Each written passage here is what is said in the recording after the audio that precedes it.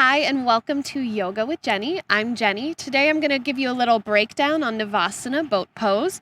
So some of you, this may be not your favorite pose.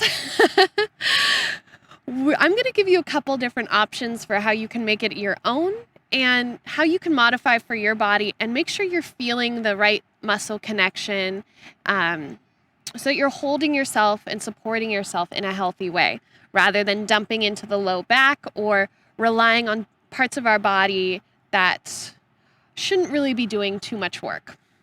So we're going to start by coming onto our sit bones. So right there, that most important part is not getting that tailbone underneath us. I want you to pull your belly button towards your thighs. So already there, you're feeling a little taller. You have your ribs or shoulders, ribs, and hips all stacked in line. And we're trying to keep that alignment even as we lean back a little bit. So let's all start with our hands behind us, shoulders drawing back, chest lifts, and lift one leg at a time. Shins lift. Now you can keep the hands there or bring the hands to the back of your thighs. You're still pulling your ribs towards your thighs, but pulling the belly button in and away at the same time. Option to float the arms. Now you're still keeping the chest open. You're lengthening through the crown of your head. Exhale, come down. All right, so you tried out a couple different options, seeing what felt best for you. Let's do it one more time. Maybe try a different option. So as we come up, maybe you float your hands. Maybe you keep them behind your thighs. Now we're going to try to find a little length in the legs. So keep that lift through the chest. Tight muscles are light muscles, so find that engagement, hold in, and then reach through the toes. Even if your knees don't fully go straight, that's okay. You're pressing, lifting the chest, looking past those toes, holding for 5, for 4, 3, 2, and 1. Whew. Lowering down. One more thing you can try, just to make sure that your sit bones are in the right place. Keeping the toes down, heels lifted. So that right there is going to engage all the muscles that we use in our boat pose. Hands can come behind. You can rest the hands on the thighs or float the arms.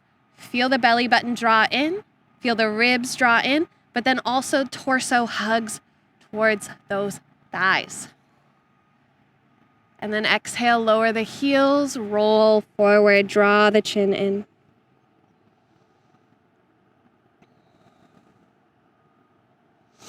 One more time. All right, so maybe you're challenging yourself. You're holding your hands behind your thighs or you're floating your hands. Let those palms face up. Option to lift the arms. Now you're feeling that length through the side body. You're feeling that length through the front body.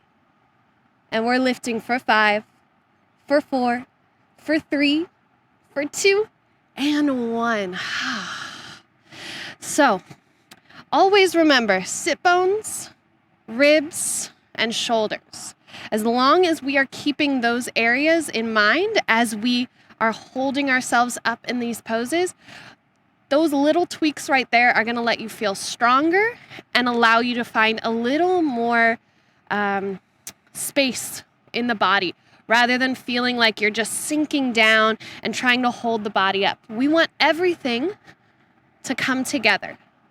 Everything is working. Everything is lifting. It's all going up, up, up, rather than our body sinking down, down, down. We don't want that tailbone to draw under. We don't want to put any unnecessary pressure on the lower back. So maybe when you have a minute or two, you'll practice a few times. All it takes is a couple breaths. Holding, maybe lifting the shins a little higher, maybe straightening the legs for your last breath and coming back in. So always give yourself those little adjustments, those little challenges, those little changes, just to keep growing in your practice and keep growing in your body. There's always new ways to approach something. So it's good for our brain, good for our neuroplasticity to always be trying something new and trying a different way to do something that's been around for a long, long time. So again, if you ever have any questions at all, feel free to add them in the comments. And if you had any questions about today's video, put them there too. Anything else that you would like to see on this channel, let us know. And thank you so much for tuning in for Yoga with Jenny.